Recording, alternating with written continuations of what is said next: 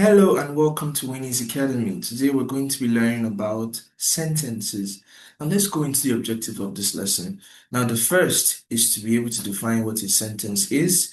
The second is to state the features of a correct sentence. The third is to identify the type of sentences we have. The fourth is to construct examples of different sentence types.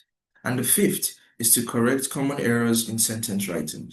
Now let's jump into our lesson today. Now, what is a sentence?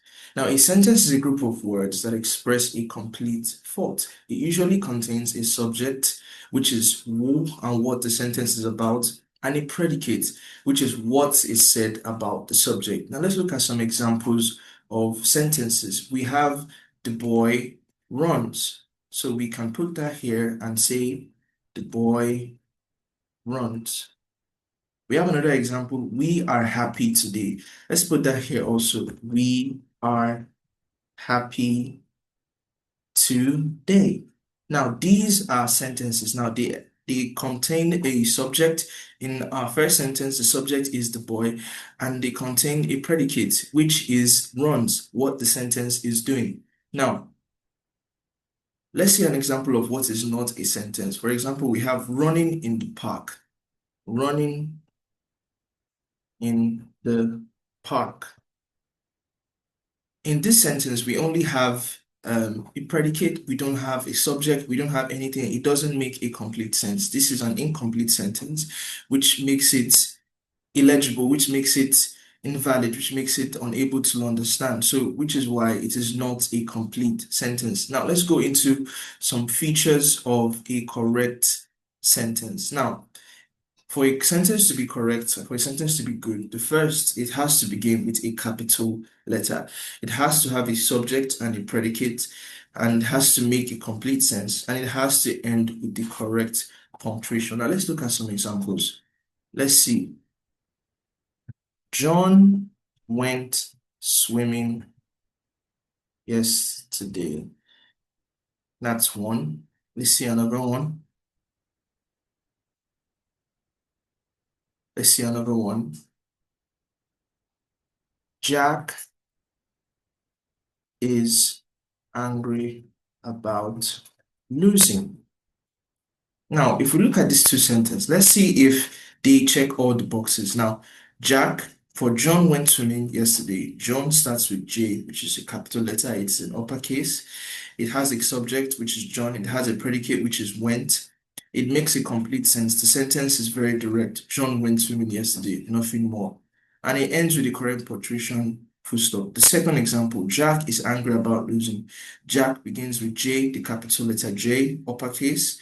Jack is angry about losing. The predicate is right there. And then full stop is the correct punctuation that it ends with, making these two examples correct. So these are good examples of sentences. Now, let's go to types of sentences. Now, we have different types of sentences in English. The first is simple sentence. Now, it's in the name. It simply means it expresses a singular, quite easy to understand idea. A simple sentence expresses one idea. For example, I love reading, I love swimming, I love jumping, I love dancing. It expresses a singular idea.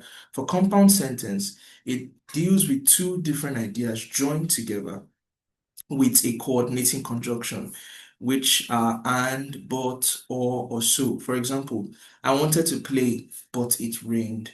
Let's look at another example. Another example could be, let's say, I went dancing, but I wasn't so good.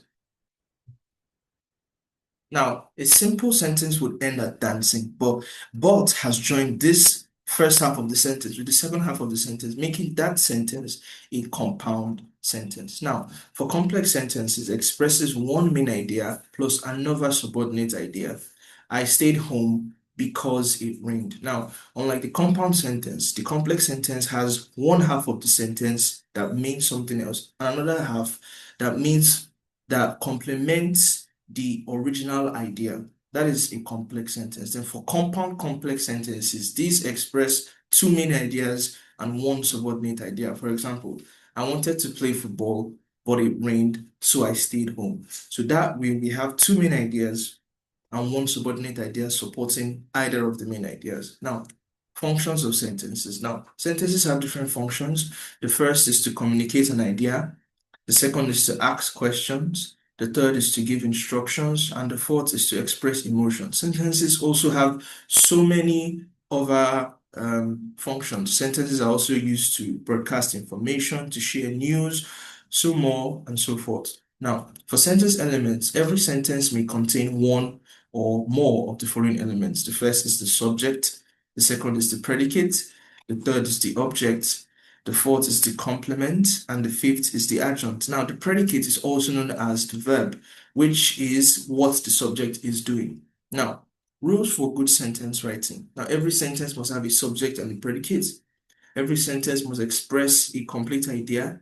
Every sentence must use the right tense, and it must be in agreement.